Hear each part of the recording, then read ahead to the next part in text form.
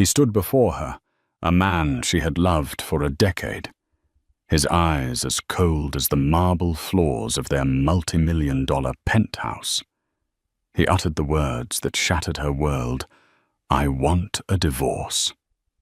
Beside him, his beautiful younger assistant smirked her victory complete. He thought he was leaving his wife with nothing but a broken heart and a pittance. He thought he had all the power, all the money, and the best lawyers money could buy.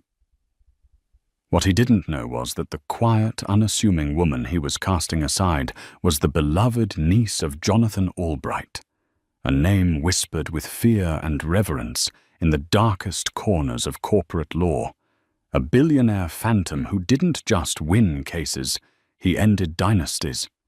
And family to Jonathan Albright was everything. The air in the penthouse, usually filled with the scent of Sophie Byrne's fresh-cut peonies, and the soft jazz she favored, was thick with a chilling silence. It was the kind of silence that precedes a storm, heavy and suffocating.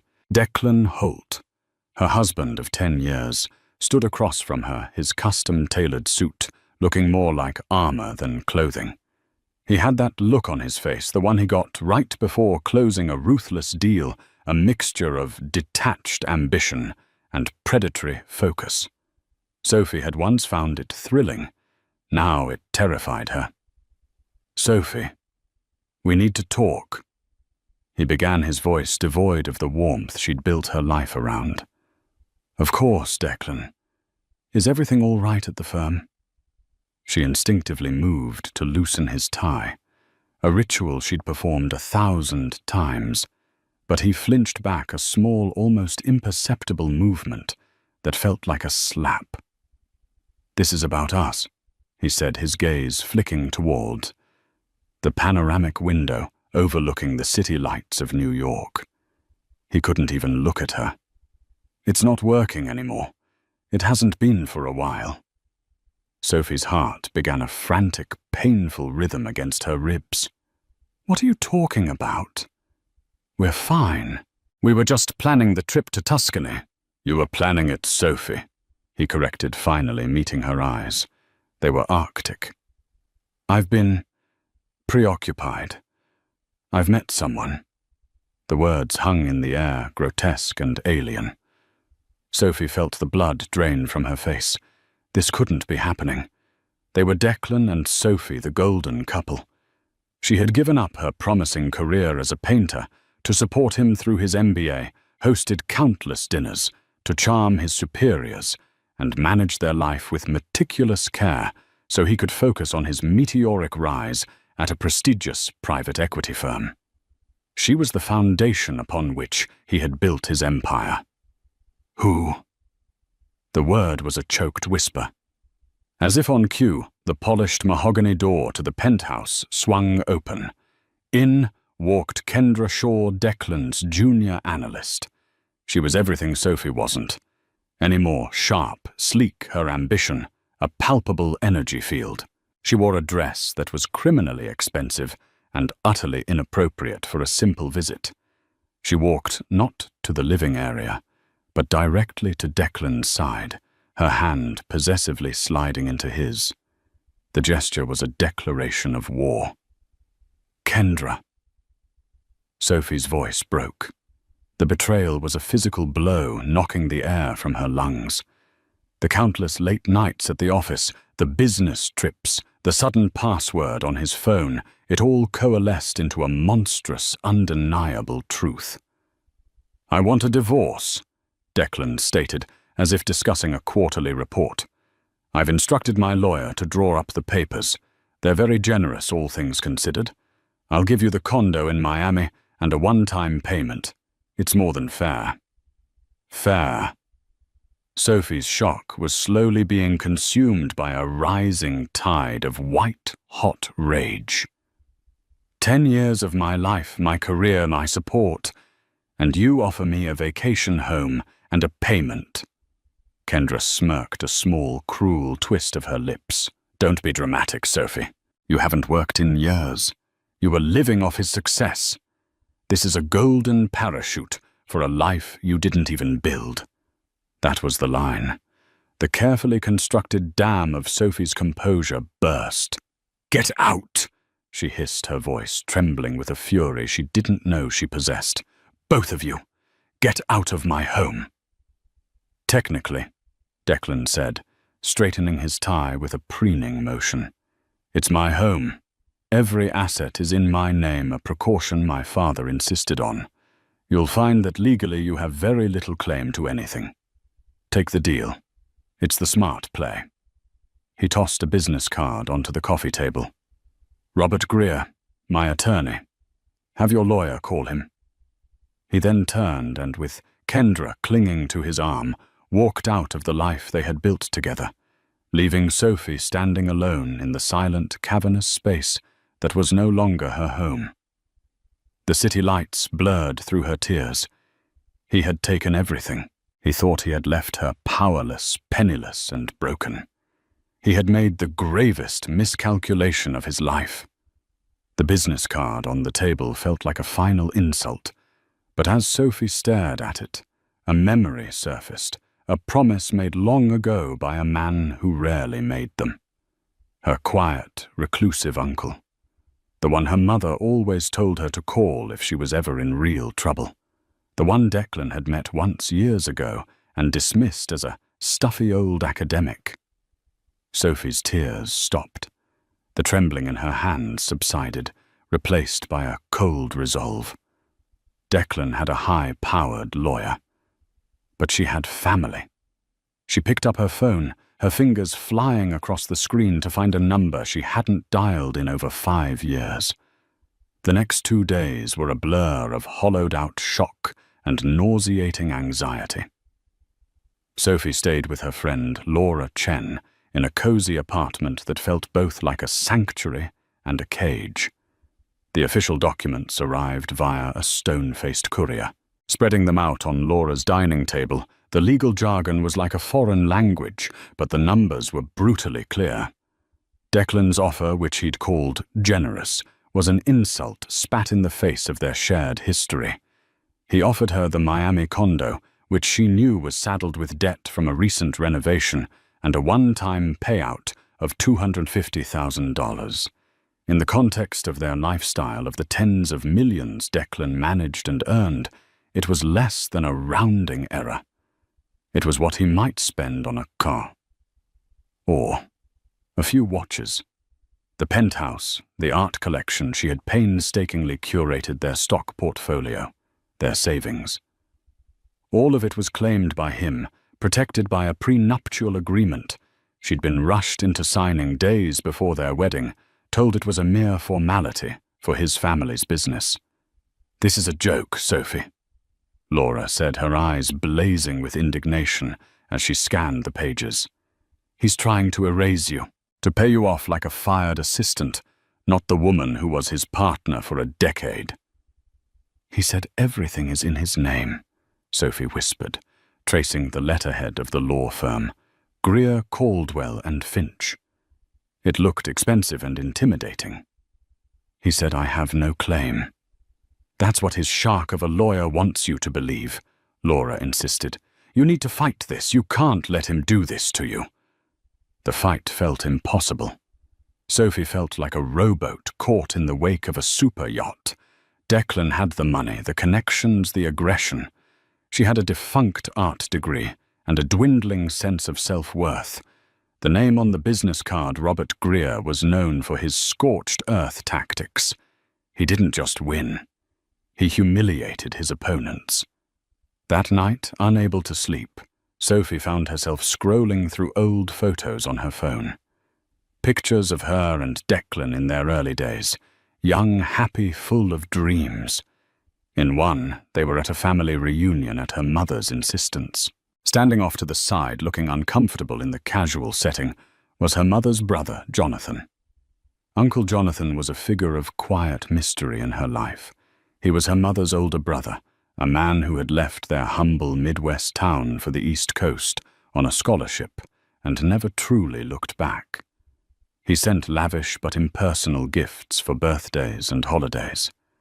He had attended her wedding, stayed for precisely 1 hour, and gifted them a rare first-edition book that Declan had promptly stored away. Declan had been dismissive. "Your uncle is an odd one, Soph. All that money and he dresses like a history professor." But Sophie remembered her mother's words spoken to her a month before she passed away. "Sophie, honey, if you are ever in real serious trouble, the kind of trouble that feels like the world is ending, you call Jonathan. Don't be proud. Just call. He takes care of family." It felt like a last resort, a desperate plea to a virtual stranger. What could he do? He was just a lawyer, wasn't he? Probably semi-retired, living off old money. But Declan's cruelty had pushed her past the point of pride. She was in the kind of trouble that felt like the world was ending. With a deep, shuddering breath, she found his number in her contacts. It was just listed as Uncle Jonathan. Her thumb hovered over the call button. She imagined his detached, formal voice. She imagined having to explain her humiliating failure of a marriage. She almost backed out, but then she pictured Kendra's triumphant smirk, and a steel rod of determination solidified in her spine. She pressed the button. It rang twice. "This is Albright." The voice was exactly as she remembered, deep calm and utterly devoid of fluff. There was an unnerving stillness to it, as if he existed in a soundproof room. "Uncle Jonathan, it's Sophie. Sophie Byrne."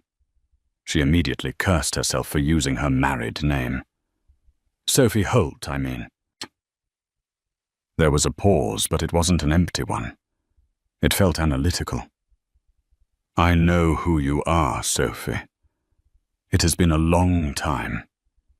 Is everything all right? Your voice sounds strained." The dam broke. The carefully contained grief and rage of the past 48 hours poured out of her. She told him everything. The affair, the public humiliation, Kendra, the insulting divorce papers. Robert Greer's reputation, Declan's threats about the assets. She expected him to interrupt, to offer platitudes, but he just listened.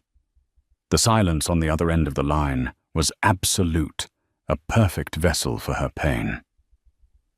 When she finally finished, her voice raw and hoarse, there was another long pause. She feared she had burdened him, that he would offer a referral to a small-town lawyer and wish her well. "Sophie," he said, and his tone had changed. The academic detachment was gone, replaced by something cold and hard, like sharpened steel. "Where are you right now?" "I'm at a friend's place in the village." "Stay there. Do not sign anything. Do not speak to Declan or his attorney. Do not respond to any communication from them whatsoever. A car will be at your friend's address tomorrow morning at 9 o'clock. It will bring you to my office. We have work to do." "Your office, but I can't afford a lawyer like—" He cut her off, but not unkindly. "You are my sister's daughter. You are my family. There is no cost. Declan Holt made a grave error when he decided you were a liability to be discarded. He is about to learn what a real liability looks like." He paused, and in that final moment, Sophie understood the source of the legends that surrounded him. "Tomorrow, we begin the process of dismantling him." He hung up. Sophie sat in the dark, the phone still pressed to her ear. For the first time in days, she wasn't afraid. She felt a flicker of something she hadn't felt in a very long time, hope forged in the promise of retribution. The car that arrived the next morning was a black, impossibly sleek sedan, with windows so tinted they looked like polished obsidian. The driver, a man built like a bank vault, simply held the door open for Sophie, nodding respectfully, without a word.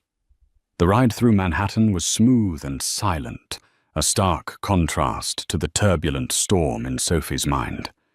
She had expected to be taken to a standard law office, perhaps a floor in a midtown skyscraper. She was wrong.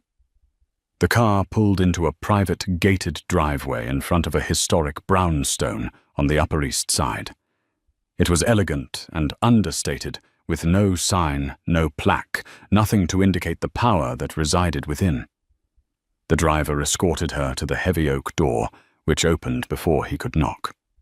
A woman in a perfectly tailored grey suit greeted her. "Miss Byrne, Mr. Albright is expecting you. Please come in." The interior was not an office. It was a sanctuary of quiet power. Dark wood paneling, floor-to-ceiling bookshelves, filled with leather-bound legal texts and first-edition classics, and a faint scent of old paper and Earl Grey tea. It was less a law firm, and more the personal library of a king. She was led to a large study at the back of the house, overlooking a serene, manicured garden. Jonathan Albright stood by the window, silhouetted against the morning light. He was taller than she remembered, dressed not in a flashy suit, but in a simple, perfectly cut charcoal wool jacket and trousers. He turned, and his eyes, a piercing grey, met hers. There was a kindness in them she hadn't seen before, reserved only for her. "Sophie," he said, his voice softer now. "I'm so sorry for what has brought you here." He gestured for her to sit in one of the deep leather armchairs in front of a large mahogany desk. On it, a single file was laid out. "My team has already done a preliminary workup." Sophie was stunned. "Your team? But I only called you last night." A faint, thin smile touched his lips. "When my family is involved, I am very efficient. Let us discuss Declan Holt." For the next hour, Sophie recounted her story again, but this time it was different. Jonathan interjected with precise, incisive questions, not about her feelings, but about facts. When did Declan start his own investment vehicle? What was the name of his offshore holding company? He mentioned once. Who were his closest business associates? What was Kendra Shaw's official title? He took no notes, but his focus was absolute, his memory seemingly photographic. When she handed him the divorce settlement from Robert Greer, he scanned it once, his expression unreadable. Then he did something that shocked her. He took the thick stack of papers and without a word dropped it into the wastebasket beside his desk. "That," he said calmly, "is an offer made by a man who believes he is negotiating with an amateur. He is not. He is negotiating with me." He leaned forward, his hands clasped on the desk. "Sophie, I need to be clear about what happens next. The path we are about to take is not a gentle one. Mr. Greer and your husband play dirty. They will try to slander you, to paint you as a vindictive gold digger. They will lie, they will hide assets, and they will use every dirty trick in their playbook. It will be unpleasant." He paused, his grey eyes locking onto hers. "But they have made two fatal mistakes. First, they underestimated you. Second, they have no idea who I am. My name is not on any letterhead. I am a silent partner in 3 of the most powerful firms in the world. I don't litigate traffic disputes, Sophie. I restructure nations' debts. I handle hostile takeovers for corporations that could buy small countries. I advise people whose names you only read about in history books. And when I take on a personal case, I do not lose." The sheer weight of his words settled over her. This was the man Declan had dismissed as a stuffy academic. "Declan thinks his wealth is a fortress," Jonathan continued, his voice dropping to a low, dangerous tone. "He is about to find out it is a house of cards in a hurricane. We will not be asking for a fair settlement.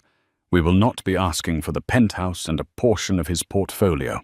That is the game he wants to play. We will play a different one." He stood and walked over to a credenza, pouring her a glass of water. "Our objective is twofold. First, we secure your future, not with his scraps, but with the full half of the marital assets he has illegally concealed. Second, we ensure that Declan Holt understands in no uncertain terms the profound consequences of betraying my sister's daughter." He handed her the glass, his expression shifting from iron to avuncular care. "This will be difficult for you, but you will not be alone. I have the best forensic accountants, private investigators, and legal minds on the continent. They now work for you. All I need from you is your trust and your permission to act." Sophie looked at this man, this enigmatic powerhouse who was her blood. In him, she saw not just a lawyer, but a protector. She saw the strength her mother had always spoken of. She remembered Declan's smug face, Kendra's cruel smirk, and the feeling of being discarded like trash. She took a sip of water, her hand steady now. She met his gaze, and for the first time he saw the family resemblance in the steely resolve of her eyes. "You have it," Sophie said, her voice clear and strong. "You have my permission. Do it." Jonathan Albright gave a slow, deliberate nod. It was the nod of a general who had just been given the order to advance. "Excellent. Now let's talk about the shell corporation he registered in the Cayman Islands 3 years ago. The one he thinks no one knows about." Declan Holt was enjoying the spoils of his new life. With Sophie gone, Kendra had moved into the penthouse, her influence spreading like an invasive vine, replacing Sophie's elegant taste with something more modern and ostentatious. At his office, he felt untouchable. He had just secured a massive round of funding for a new tech merger, a deal that would make him a legend in the private equity world. The divorce was a minor annoyance, a loose end to be tidied up. He and his lawyer, Robert Greer, sat in Greer's glass-walled office overlooking Central Park. "So what's the word?" Declan asked, swirling the amber liquid in his glass. "Has she caved yet? I assume she's hired some second-rate divorce attorney who's billing her by the hour to cry on his shoulder." Greer chuckled a slick, self-satisfied sound. "Not yet. I received a letter this morning. She's retained counsel." He slid a piece of paper across his desk. The letterhead was simple, almost archaic, J. Albright, ESQ. Declan squinted at it. "Albright, never heard of him. Some old-timer, probably. Is he good?" "There are a few Albrights in the bar registry. None of them are big names in matrimonial law. Probably a semi-retired friend of the family. He's asking for preliminary financial disclosures. Standard procedure. We'll send him the basics, the doctored statements we prepared. He'll posture demand a bit more, and we'll settle for a little over our initial offer to make him look good. She'll be out of your hair in a month," Greer said with a wave of his hand. "Good," Declan said, taking a satisfying sip of his scotch. "The faster the better. I want this merger closed and my life simplified before the end of the quarter." He had no idea that hundreds of miles away, in a secure, soundproof data center in a discreet Virginia suburb, Jonathan Albright's team was already light years beyond preliminary disclosures. Jonathan didn't play by the standard rules of discovery, because he knew men like Declan never would. He operated on the principle that the truth is always there. You just have to know how to listen to the silence. His lead forensic accountant, a quiet man named David Chen, coincidentally. Laura Chen's older brother, a fact Jonathan filed away as a pleasant irony, was a genius at navigating the digital ghosts of hidden money.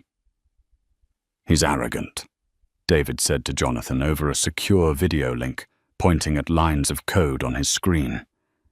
Declan Holt uses a top-tier encryption for his primary servers, but he's got a secondary personal server routed through a proxy in Panama. He thinks it's his private playground. It's where he keeps the real books. For 2 weeks, David's team worked not with hacking tools, but with meticulous legal precision. They subpoenaed server hosting companies, cross-referenced IP logs with Declan's travel records, and pieced together a digital breadcrumb trail. They found the ghost server, and on it, they found the real Declan Holt. It was far worse than just hiding marital assets. Declan was running a classic pump and dump scheme within his own firm's merger deal. He was using a network of offshore shell corporations, the very ones he used to hide his money from Sophie, to artificially inflate the stock value of the smaller tech company. Once the merger was announced, he and a small circle of co-conspirators planned to sell off their shares, making hundreds of millions, while the parent company and its investors would be left holding a massively overvalued and ultimately worthless asset. It wasn't just unethical. It was felony-level securities fraud. Jonathan Albright sat in his study, reading the report from David's team. His face remained impassive, but a cold fire burned in his eyes. Declan wasn't just a cheating husband. He was a common criminal dressed in a bespoke suit. This changed the game entirely. Meanwhile, Sophie was undergoing her own transformation. Jonathan insisted she be involved in every step. He had her sit in on meetings, explaining the complex financial structures in simple, clear terms. He wanted her to understand the depth of Declan's deception, not just emotionally, but intellectually. He also assigned a junior associate, a bright young man named Ben Carter, to work with her, organizing her personal records, old emails, photo albums with dates, travel itineraries. "Every piece of your life together is a thread," Ben explained. "Mr. Albright believes in weaving a complete tapestry. Declan will claim you contributed nothing. We will prove you were the entire framework of his success, making everything he built marital property." Slowly, the fog of victimhood began to lift from Sophie. She found old emails where she'd given Declan advice on a difficult client notes she had taken that helped him prepare for a major presentation, photos of them at events she had single-handedly organized to advance his career. She was not a freeloader. She was an uncredited, unpaid partner. The anger that had been a dull ache now sharpened into a fine, dangerous point. She was no longer just fighting for money. She was fighting for her history, for her identity. One afternoon, Ben brought her a new file. "We're preparing for depositions. Mr. Albright wants you to review this." It was a complete psychological and financial profile of Kendra Shaw, her college debts, her social media history, her ambitious career path, her previous relationships with wealthy, powerful men. Jonathan's team had left no stone unturned. "Why do we need all this?" Sophie asked, feeling a bit queasy. "Mr. Albright says that to defeat an enemy, you must understand what they truly want," Ben said. "Declan wants power. Mr. Albright believes Kendra Shaw only wants what that power can buy her." A plan was forming. Not just a legal strategy, but a complete and total unraveling. Declan and Greer were preparing for a divorce settlement. Jonathan Albright was preparing for a war on all fronts. He let Greer's office send over their doctored, incomplete financial statements. He didn't challenge them. He just filed them away.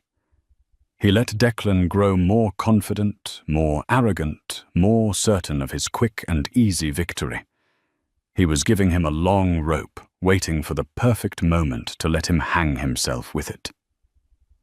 The deposition was scheduled to take place in a neutral conference room in a downtown law building. The room was designed to be sterile and intimidating, a long, polished table, uncomfortable chairs, and a single unblinking camera in the corner. Declan Holt arrived with Robert Greer, both men looking confident and relaxed, as if they were stopping in on their way to a celebratory lunch. Declan wore a smirk that never quite left his face. He saw Sophie sitting on the opposite side of the table and gave her a nod that was both condescending and pitying. She looked different. Her hair was pulled back in a severe professional style, and she wore a simple but impeccably tailored dark blue dress. There was a stillness about her he didn't recognize. Beside her sat a bland-looking, middle-aged man who introduced himself as Ben Carter. Declan assumed he was her lead attorney. Greer leaned over to Declan. "See, not even the main guy showed up. He sent a junior. They're not serious. We'll be out of here in 2 hours." The court reporter swore Declan in.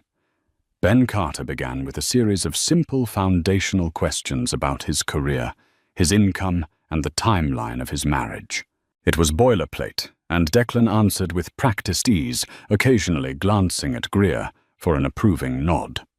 An hour into the deposition, the door to the conference room opened silently. Jonathan Albright entered. He didn't make a sound, simply taking a seat in a chair against the back wall behind Sophie's line of sight, but in Declan's direct view.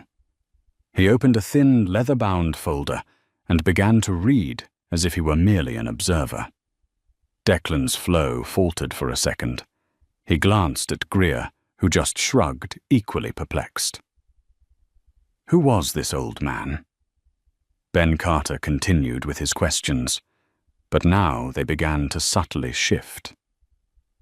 Mr. Holt, let's turn to your corporate assets. Can you list for the record all entities holding companies or investment vehicles in which you hold a controlling interest? Following Greer's coaching, Declan listed the main domestic companies, the ones that were already a matter of public record. He conveniently omitted the network of offshore shells. "That's everything," he said with finality. "Are you certain, Mr. Holt?" Ben asked calmly. "You are under oath." "Yes, I'm certain," Declan snapped, growing irritated. It was then that Jonathan Albright closed his folder with a soft click. The sound seemed to echo in the silent room. He stood up and walked slowly to the table, placing the folder in front of Ben.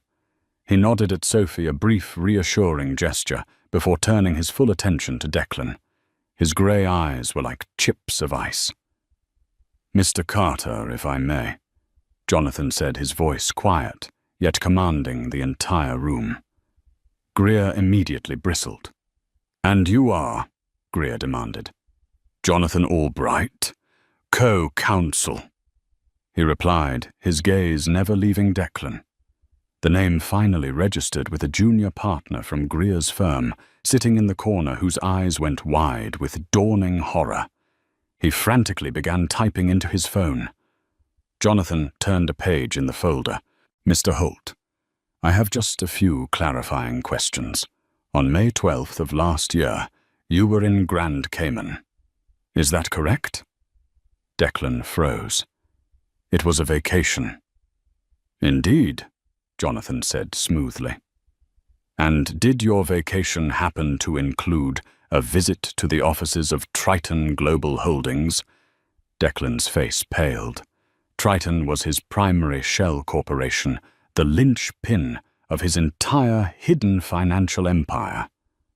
"I don't recall." "Perhaps this will refresh your memory," Jonathan said, sliding a document across the table. It was a high-resolution surveillance photo of Declan leaving a specific building in Georgetown, a briefcase in his hand. "Or this." He slid another. It was the incorporation document for Triton Global Holdings, signed by Declan Holt. Greer shot to his feet. "Objection! Where did you get this? This is inadmissible harassment." Jonathan didn't even glance at him. He looked at the court reporter. "Please note for the record that Mr. Greer is objecting to a question about a document his client signed under his own name. He then looked back at Declan. Lying under oath, Mr. Holt, is perjury. It's a felony. Before we continue, I want to give you one opportunity to amend your previous testimony regarding the full list of your corporate assets. Declan was stammering, his confident facade crumbling into dust. He looked at Greer for help, but his own lawyer was staring at Jonathan Albright, the name now clearly having registered. Robert Greer had built his career bullying smaller firms. He was now facing a leviathan. Jonathan wasn't finished. Let's move on to the pending merger with Aerodyne Tech. Your firm is managing the acquisition, correct? Yes, Declan mumbled, his throat dry. And you've personally guaranteed the financial stability and valuation of Aerodyne to your investors. Of course, it's a sound company. Is it? Jonathan asked, his voice deceptively soft. He slid another document across the table. It was a complex chart, a web of transactions showing money flowing from Triton Global and two other linked shell companies into buying vast quantities of Aerodyne stock over the past 6 months, artificially tripling its market price. Can you explain this network of purchases, Mr. Holt? The ones that seem to be propping up the company's value right before your firm acquires it for an inflated price, because it looks a great deal like securities fraud to the SEC, and they tend to be very interested in such things. The room was utterly silent. Declan Holt stared at the chart, the blood draining from his face. This wasn't a divorce deposition. It was an execution. He wasn't just losing his money. He was losing his freedom. Jonathan leaned forward slightly. My niece Sophie has been through a great deal of distress. We are here today to discuss a fair and equitable division of the marital assets, all of them, and I find myself in a very generous mood. So let us for a moment forget about the SEC. Let us forget about the U.S. Attorney's Office. And let's you and I and Mr. Greer here have a frank discussion about what a truly generous settlement for Sophie might look like. Take your time. We have the rest of the day. Declan looked from the damning evidence on the table to the unblinking eye of the camera, and then to the cold, unwavering gaze of the man who had just systematically dismantled his entire world in less than 10 minutes. He was trapped, utterly and completely. The deposition was a bloodbath. When Kendra Shaw was called in next, she walked in with the same confident swagger as Declan. She had been coached to portray Sophie as an uninvolved spendthrift wife who was emotionally unstable. Jonathan allowed her to give her rehearsed speech. He let her lie about the timeline of her affair with Declan. He let her paint her self-serving picture. Then he calmly presented her with her own evidence copies of her credit card statements, showing lavish gifts from Declan dating back 2 years. Hotel folios from their business trips booked on a corporate card linked to one of Declan's shell companies, and text messages subpoenaed from the phone company, where she and Declan openly discussed his plan to hide assets from his soon-to-be ex-wife. Kendra's testimony collapsed into a pathetic series of "I don't recall" and "I'm not sure." When Jonathan presented her with an email where she discussed the Aerodyne Tech deal with Declan, boasting about the monster payday they were going to get, she invoked her Fifth Amendment right against self-incrimination. The damage was done. She was not just a mistress. She was a co-conspirator. That evening, a shell-shocked Robert Greer called for an immediate settlement conference. The bravado was gone, replaced by the quiet panic of a man whose career was flashing before his eyes. They met not in a sterile conference room, but in the quiet, imposing study of Jonathan Albright's brownstone. Declan looked like a ghost. He hadn't slept. The man who had walked into the deposition, a master of the universe, now looked like a cornered animal. Kendra was not with him. "All right, Albright." Greer began, his voice strained. "What do you want?" Jonathan sat behind his desk, Sophie seated beside him. She was no longer a spectator. She was a partner in this judgment. "What I want, Mr. Greer, is irrelevant," Jonathan said calmly. "What my client is entitled to is what we are here to discuss. And what she is entitled to is a full and complete half of a marital estate that by our forensic accountant's conservative estimate is valued at approximately $94 million. Not the paltry $3 million you declared." Declan choked. 94. That's insane. That's my entire net worth. Everything I've built. No. Sophie said, her voice steady and clear. It was the first time she had spoken directly to him. "It's everything we built. And you used it to commit federal crimes." The directness of her accusation struck Declan silent. Jonathan slid a meticulously prepared binder across the desk. "This is the settlement agreement. It is not a negotiation. It is a statement of fact." Greer opened it. His eyes widened as he read the terms. The Manhattan penthouse title to be transferred to Sophie Byrne, free and clear of all liens. The full art collection independently appraised at $12 million. The Hamptons Beach House. A cash settlement of $35 million to be transferred from his known accounts within 72 hours. Declan would assume all marital debts, including the underwater mortgage on the Miami condo. A permanent, irrevocable, non-disclosure agreement, preventing Declan from ever speaking publicly or privately about Sophie or her family. "This is impossible," Greer stammered.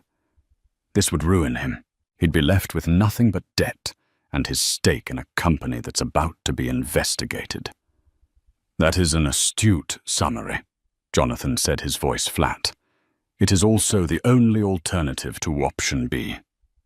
"Option B?" Declan asked, his voice barely a whisper. Jonathan picked up a second, much slimmer folder from his desk. It was unmarked. "Option B is quite simple. You reject this settlement. In that event, at 9 o'clock tomorrow morning, a full copy of our findings, the offshore accounts, the evidence of perjury, the entire pump-and-dump scheme, complete with your lover's corroborating emails, will be delivered via messenger to the Enforcement Division of the Securities and Exchange Commission and the U.S. Attorney's Office for the Southern District of New York. Your assets will be frozen pending a federal investigation. Your firm will fire you. Your investors will sue you. And you, Mr. Holt, will very likely be trading your bespoke suits for a government-issued jumpsuit." He let the words hang in the silent room. "You will lose everything anyway," Jonathan concluded. "The only difference is that with option A you get to keep your freedom. It is by any measure an extraordinarily generous deal. You have 1 hour to decide." Declan looked at the papers, his mind racing. It was checkmate. Jonathan Albright hadn't just come to the game with a better strategy. He had flipped the entire board over. He had used the law not as a tool for negotiation, but as a weapon of absolute destruction.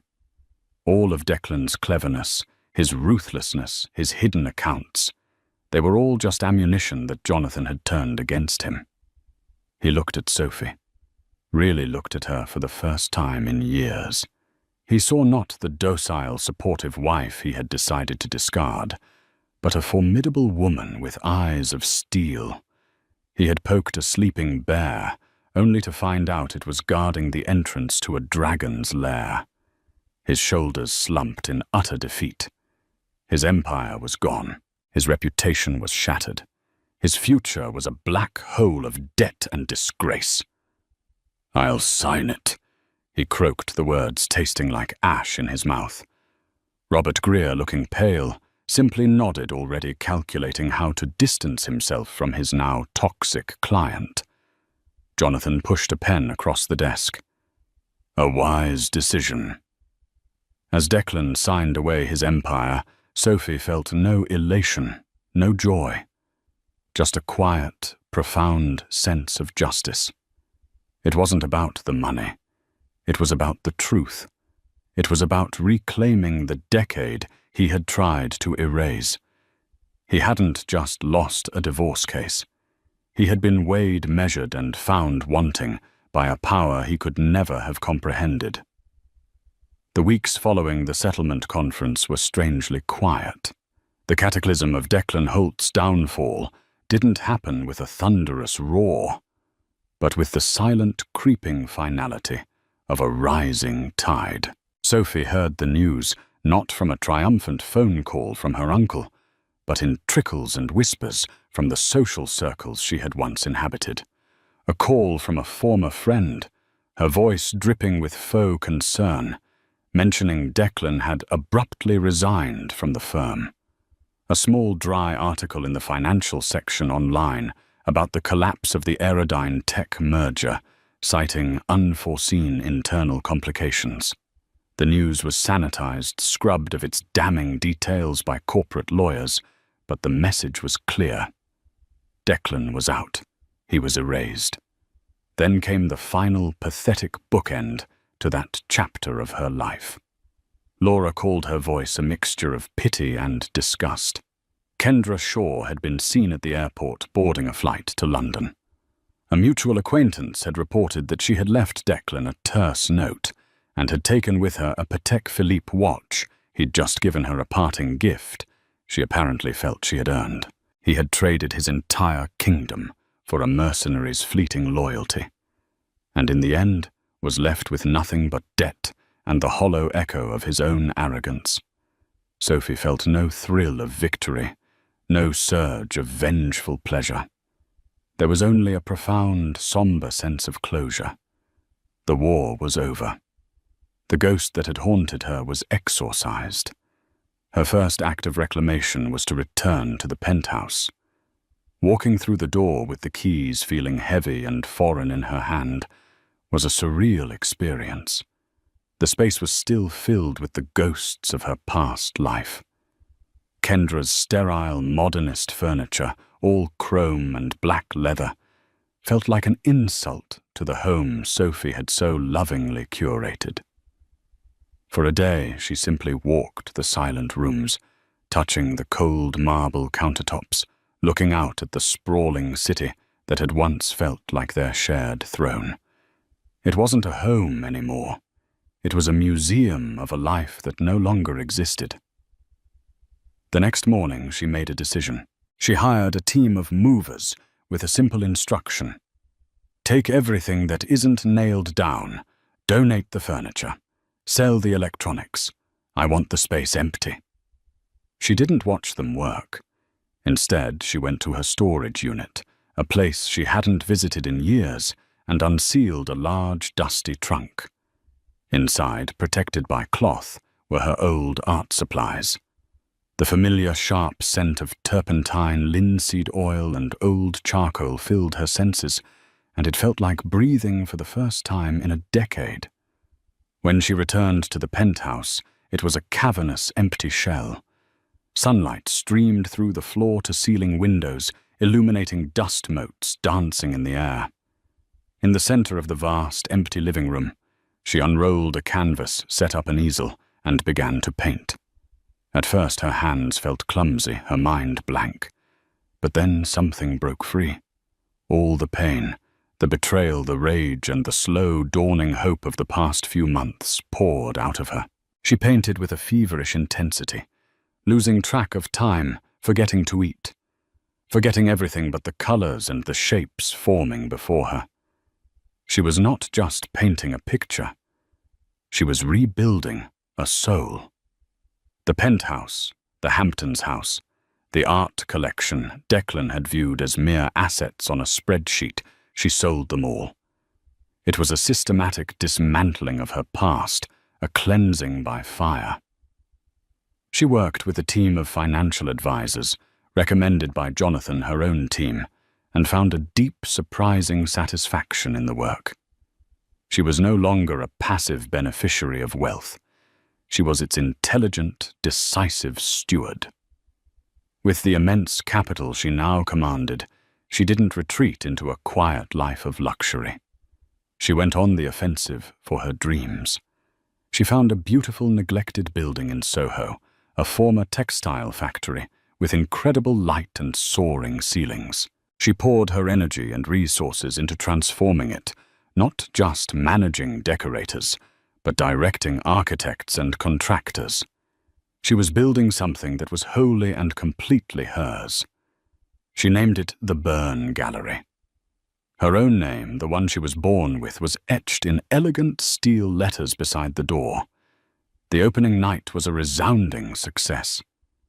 The space was alive, filled with the vibrant, pulsing energy of New York's art scene. Critics, collectors, artists, and friends mingled their voices a happy buzz under the high ceilings. The walls were covered not with the cold, calculated investments Declan had favored, but with the bold, passionate work of emerging artists, the very people she wanted to champion.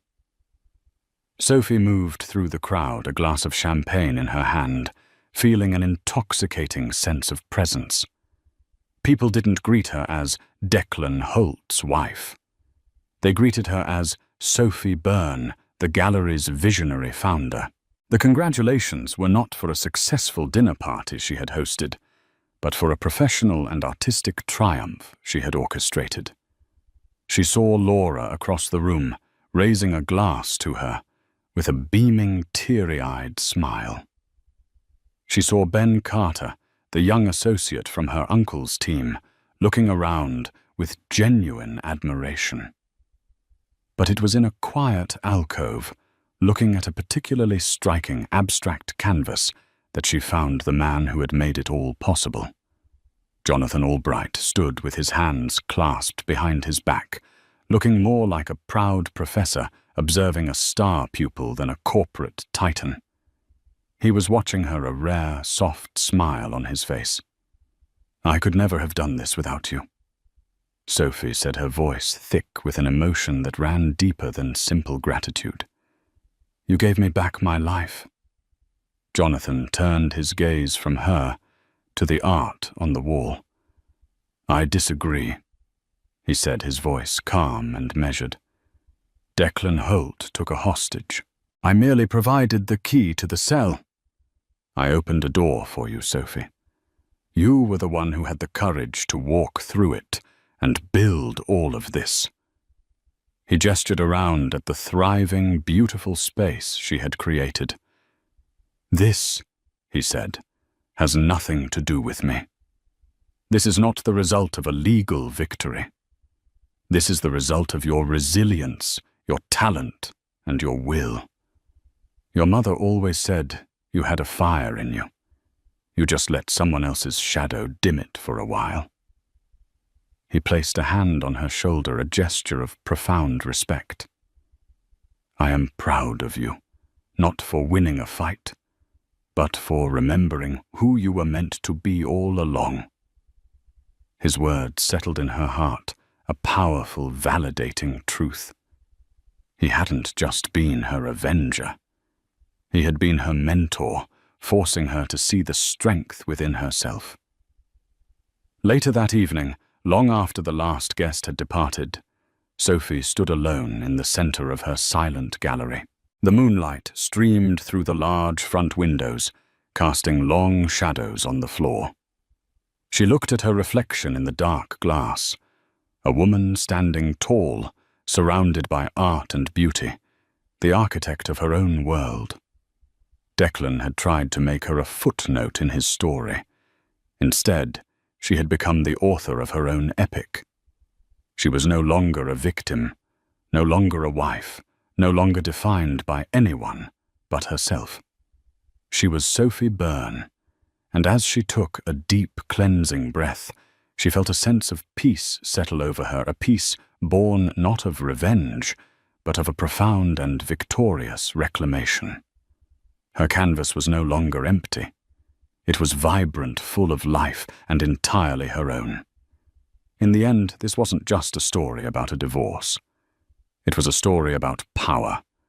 The arrogant power of a man who sees people as assets, and the quiet, unshakable power of a family that refuses to let one of its own be broken.